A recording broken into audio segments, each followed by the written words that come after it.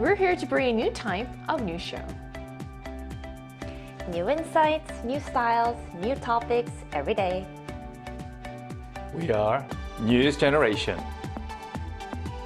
Bringing news just for you. It's Wednesday, July 1st here in Seoul. I'm Isujin and this is News Generation. Joining us today is Puyong. Hello. To have you. Also Kyun's with us. Thanks for having me.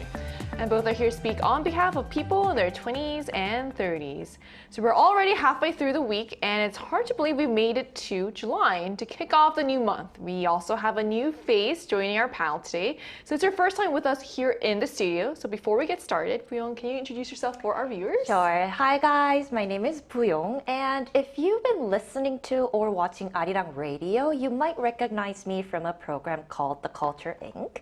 And I'm 28 years old and I was born and raised in Korea, so I think I'm quite qualified to speak for Korean Gen Zs. And I'm so happy to be here. Thanks We're for having also me. very happy to have you join us because you were on this show before as a Zoom guest for your high alcohol tolerance. Yes, very personal story, by the way. So you're a perfect person to come on today. So now let's dive into today's topic. So Korean food has become a global sensation, as we've highlighted before on the show, but it's not just food and restaurants that are attracting attention. So Korean-style bars are also gaining popularity overseas, introducing people to a unique way of eating, drinking, and socializing. So then why are Korean-style bars specifically becoming so popular overseas, Kyun? I think it's the diversity of the Korean style bars that's really catching the attention of people from overseas. It's not really common to see a wide range of menus in one single bar because bars are usually just places to go to have a drink. Not to really eat like you would go to a restaurant to. However, Korean bars, or 주점, it's called in Korean, offers menus across a different style of side dishes like fried chicken, like you see on the screen, these pancakes, seafood pancakes. There are even kimchi pancakes. There's even like spicy rice cake soup, which is tteokbokki. They even sell tonkatsu, which is pork cutlet, and the list goes on. Many of these bars also play trendy music, and they have like big TV screens as well. So for many sports fans who want to watch their favorite teams play over the weekend or even during the weekdays, they can watch it live with their friends and other supporters as well in just one single place. So customers can really choose from different meat dishes, seafood dishes, and even like street food dishes or even desserts to match what kind of drinks they're going to have at these bars, and at the same time enjoy their favorite sports players, sports teams playing live over like loud, trendy music at the same time. So it's like an all-in-one experience in one single Korean bar. So it's that variety that really does set Korean bars apart, and being able to order everything from fried chicken to tteokbokki at one table is something many visitors find both surprising and convenient. And speaking of Korean drink culture, as one of our new panelists today has some first-hand experience, so what do you think that makes Korean bars so different from the ones we see overseas? Well, I think another thing is that, the line between eating, drinking, and even dessert is quite blurry in these Korean-style pubs, right? And I think that's partly because in Korea we have this culture called 반주. Do you know what it means? Yeah, it means having a drink or two alongside your meal. Something I have on a daily basis. People might say that's the best part. Wow, okay. So food and alcohol just naturally go together. And I mentioned dessert, right? After a full meal with alcohol, you start craving something sweet or refreshing. And that's why these Korean-style pubs sell dessert items like sorbet, frosted pineapple, and watermelon. Or if you want something chewy, you can get something like red bean butter injarmi rice cake. So if we compare it with many other countries, the experience is usually separated, right? You eat at a restaurant, then move to a cafe or maybe a bar. But Korean-style pubs bring everything all together, from eating, drinking, and even to dessert all at one table. It's very convenient, and I would say it's very Korean. Right, so that really makes it more than just a place to grab a drink. It's an all-in-one dining experience. So in Korea, a night out doesn't have to end after dinner. You can enjoy the whole evening basically in one place. And so we're going to talk more about this, but first let's take a look at the screen.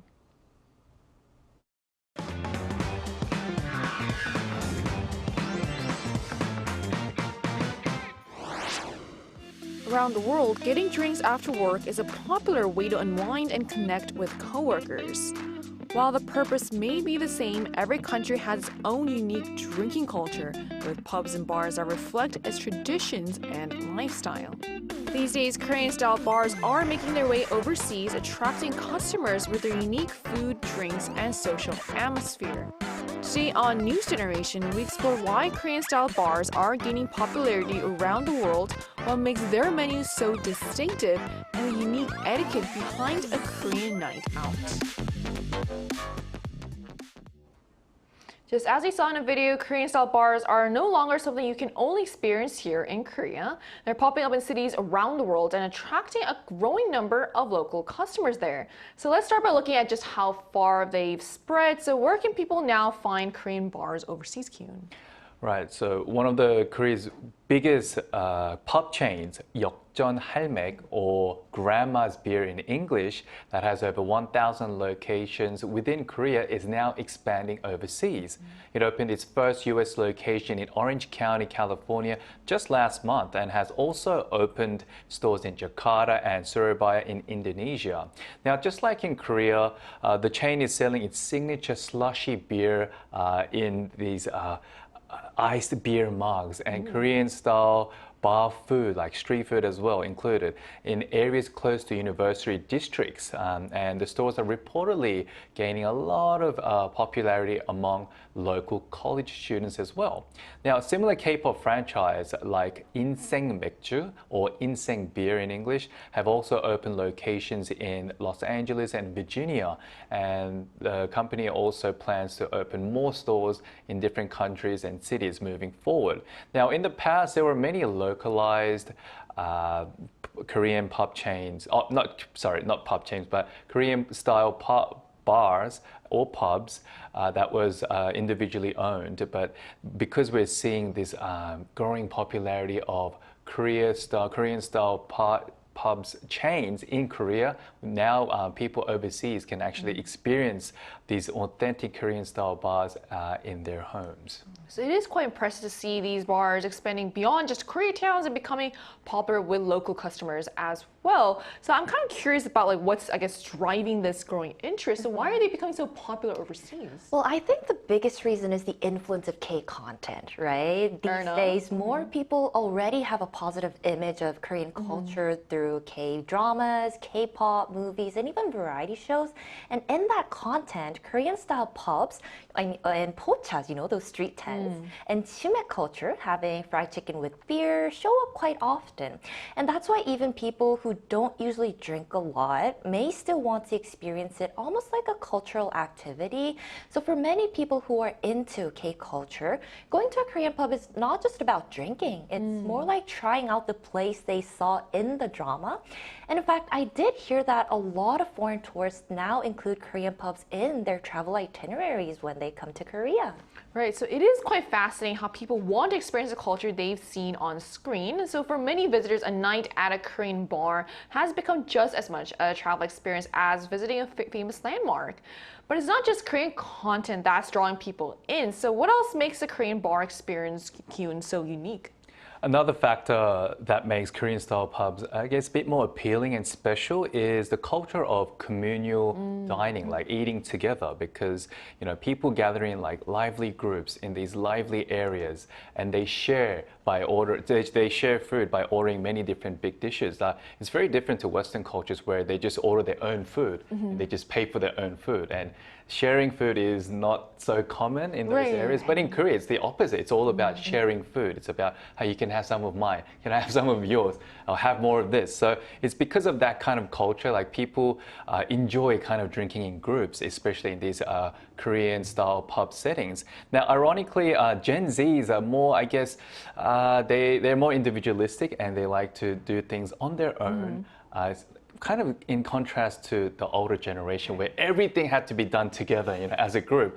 But ironically, Gen Zs actually enjoy drinking together because it helps them to step away from being just too alone at times, because all humans need kind of interaction, human interaction. So it gives them a great excuse and a great place to go to enjoy this kind of communal kind of dining experience where you can drink, eat at the same time. And even if you're not a drinker, you don't have to drink. Because you can enjoy food. Yeah, there's such a wide variety of and food. And just blend in with the overall happy vibe. Right. So that sense of sharing food and spending time together definitely creates a really fun and different atmosphere, and it turns a simple meal into a whole social experience.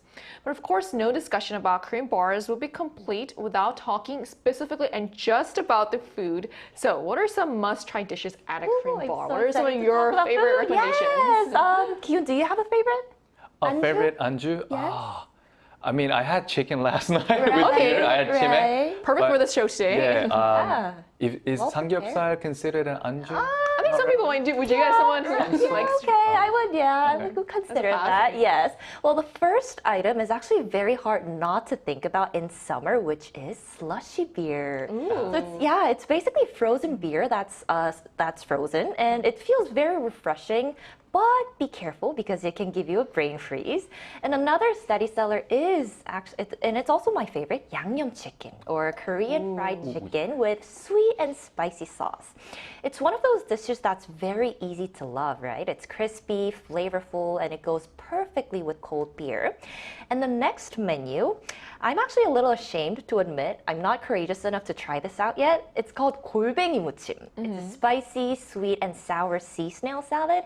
It may sound a little unfamiliar if you've never tried it before, but it's actually a very classic drinking food here in Korea. I tried the sauce though. The sauce is strong and refreshing, so it goes really well with drinks. But if you don't eat much meat, pajeon is also a great option. This is a savory green onion pancake, and it often comes with seafood, 해물 pajeon. And just like fried chicken goes well with beer, pajeon is usually paired with 막걸리, Korean rice wine. In Korea, there are these classic pairings between certain drinks and certain anju, and that is part of the fun. And the menu can also change depending on the season. You might find mussel soup, 홍합탕 in colder months, or 물회, spicy cold raw fish soup in summer.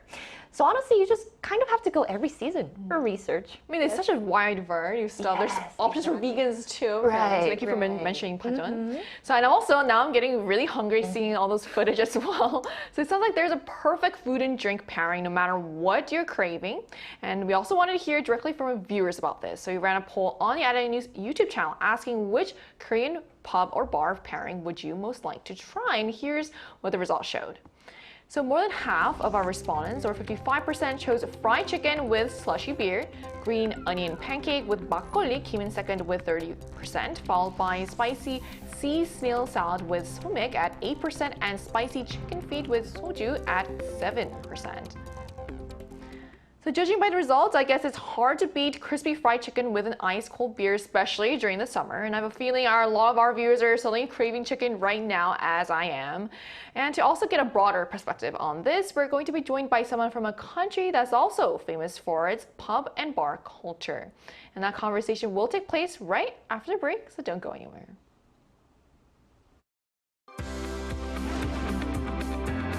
NewsGen wants to hear from you. Go to YouTube and search out channel Arirang News. Click Posts and cast your vote in the poll. Make a new type of news with us. We're joined now by Jessie from the UK, where pub and bar culture is a big part of everyday life, who's also experienced Korea's pub culture firsthand. So hello, Jessie. Thank you so much for connecting with us today. Hello, thank you so much for having me and inviting me on. Right, Jessie, so what stood out to you on your first visit to a Korean bar? The first thing that stood out to me was definitely the just sheer variety of food that was on offer. There's so much choice and you can really just do what you want depending on your mood. And I think that was something that really stood out to me. Do you remember what you had on your first visit? Oh, that's a good question, actually. I think it was fried chicken is the first thing I had. Yeah, I think that's what it was. That's a good way to start your first Korean classic. pub experience, right? Right, it can never go wrong. Then how are Korean bars different from pubs in Britain since you're from the UK? Well, I think the biggest thing is a fundamental cultural difference between what you go to a bar or pub to do. Whereas in the UK, the variety and diversity is all in the types of drinks that are on offer.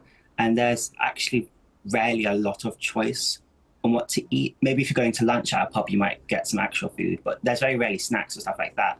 Whereas in Korea, it's very fundamentally about you go there to eat and then drink while you eat, sort of. And I think that was just really interesting to me, how just the fundamental difference approach to what you're going to a bar to do is just really fun. Jesse, I have two questions for you. And then we've been talking about pairing the food with a type of drinks. Do you have a Yeah. favorite kind of, pairing of your own? And which Korean bar dish would you recommend for first-time visitors, trying Korean bars for the first time? Well, my favorite pairing is, well, this is a bit like blasphemous, but I know people tend to pair chicken and beer. I actually like to pair chicken and soju. So that's just my personal thing, because I'm not a massive beer drinker. But for recommendation for bar visitors, I would say that my parents actually came to Korea very recently. And one thing they tried and enjoyed a lot was a John platter. So that's like sort of Korean style pancake. And I think the benefit of that is that there's a lot of different types. So you get to try a wide variety and diversity, but at the same time, it's shareable. And I think that's the most important thing of going to a Korean bar, is having food that you can share with the people you go with. Well, I'm glad you and also your parents got to experience Korean bars. Yes. All right. Thank you so much for sharing your experience with us today, Jesse. Thank you so much for having me. Thank you. So we just heard how Korean style bars look through the eyes of someone from the UK. Now let's take a closer look at some of the customs that make a night out in Korea a little different. So if you're visiting a Korean bar for the first time, knowing a few basic customs can also go a long way. So what are some, Korean drinking etiquette that people should know in your opinion, Kyun? That's a very interesting question. And this may take a long time, but I'll keep it very short. And I know this very well because when I first learned how to drink, I actually learned it from my dad. And I him see. being an old man, old Korean man and adult as well, he taught me everything that I need to know to have the drinking etiquette, especially here in Right. Korea. So to be honest, it really depends who you drink with and what kind of relationship you have with that person and how much older or younger the other person is, especially here in Korea. So, for example, let's say the other person is much older than you and is a senior from work. So, let's say if you're drinking soju, it's good manners to actually pour the drink first to the older person. So when you pour the drink, it's always good to use both hands when you pour the drink, not with one hand, because it's considered rude to just pour it with one hand. And after you pour them the glass, it's your turn to receive the glass. And again, so you have to hold it with both hands. If you hold it with one hand, it's obviously considered inconsiderate. So once you receive your shot of glass, when you clink the glass, they say konbae or cheers in English. Make sure to lower your glass. That is actually okay. lower, which is placed lower than the other person's glass. Because if you, clink much higher, it means that you're in a higher social status than the other person. So make sure you always kind of lower yourself like this to show manners as well. And when you drink, it's always good to turn away from the person when you drink soju. I'm being very technical, but if you follow these three rules, I'm sure the other Korean senior that you're drinking with will be very happy and quite, surprised that you know a lot of these Korean drinking etiquettes. And I'm sure they'll end up paying for all of your food and drinks. Wow. And if you do go to second round, which a lot of Koreans do in Korea, they'll end up paying for everything, and they might even give you cab fare as well. So, Lots to I'm saying look this forward through to. experience. Nice. I Yeah. should There's a lot of drink with you. motivation I should drink with you. I want to be young. I want to be the youngest person when I drink. But yes, because I've kind of experienced that, when I drink with younger people, I would usually pay for the drinks as well for the younger people. But then I don't really care about whether they use both hands or not. But as long as they show basic manners in drinking, but these are the really traditional, old school Korean style Right. Drinking etiquette. So if you know this and if you kind of practice this in front of your Korean seniors you meet in the future, they will absolutely love you. And these are really good practical tips, and this is why a lot of people learn from their older family members about this. And also, these may seem like small gestures, but they reflect the respect and sense of togetherness as an important part of Korean drinking culture. But the etiquette doesn't stop there. So what other bar etiquette should first-time visitors know? Well, Ki-hoon already mentioned it a little bit, but another thing is the toast culture. You know, when we say konbae, cheers, right? So even if you don't drink alcohol, when everyone says cheers, it's common to raise your glass and join the toast as well. I mean, you don't have to force yourself to drink, but joining the moment is actually part of the atmosphere. And also, Korean-style pubs are naturally lively and a little noisy, right? It could get a little high-pitched, but that's part of the charm. You know, people are talking, laughing, ordering more food, hey, 이모님, and the whole place can feel very energetic, but the tables can be quite close to each other. So if you get too loud, you might be asked to lower your voice. So basically, enjoy the energy, but don't become the main character of the whole restaurant. Great. So it is interesting that even if you're not drinking, you're still part of the toast. And it really shows that sharing the moment matters just as much as sharing the drinks. And finally, before we wrap up, let's hear some more practical tips. So what are your tips for first-time visitors to Korean bars, Kyun? Any Korean style bar you go to, they'll give you complimentary appetizers, usually rice crackers that are free of charge, and you can ask for like multiple refills, and they'll continue to give it to you. One of the best parts. And plus you can ask for ice cold water as well, whereas in European or Western countries, you may have to pay for water, but in Korean style bars, it's absolutely free. And also when you order a large soup that you can share among other people, you can also ask for free broth as well as a refill. So don't feel scared or obliged to actually pay more, because all of these are free of charge, so make the most of it. Right. Do we need to add? Yeah, I mean, come to think of it, we're very generous with giving out things, right? And I love those snacks they give out for free. Those are really good. And if the menu is too long and if you have no idea what to order, just check the set menus. You know, Korean pub menus can be overwhelming because there are so many options, as Jessie mentioned. You open the menu thinking you'll decide instantly, and then suddenly you're looking at chicken, soup, pancakes, noodles, and 10 different kinds of fried food. And in that case, set menus are usually a safe choice. They often combine the dishes the restaurant is most confident about, and the pairings tend to work really well. So if you're lost, don't panic, just trust the set menu and enjoy the table getting fuller and fuller. Very well said. So Korean bars are about much more than food and drinks. They're a place where people gather, connect, and share experiences. And as Korean culture continues to reach new audiences, these unique social spaces are finding fans well beyond Korea's borders. So perhaps your next taste of Korea won't be at a restaurant, but around a table at a Korean bar. And that brings us to the end of today's episode of News Generation. But News Gen will be back tomorrow at 10:30 in Korea time with more stories and discussions. A big thanks to Puyong. Thank you. And also Kyun. Always a pleasure. And to our viewers, thank you so much for watching. And cheers to discovering Korea one bar at a time. We are News Generation.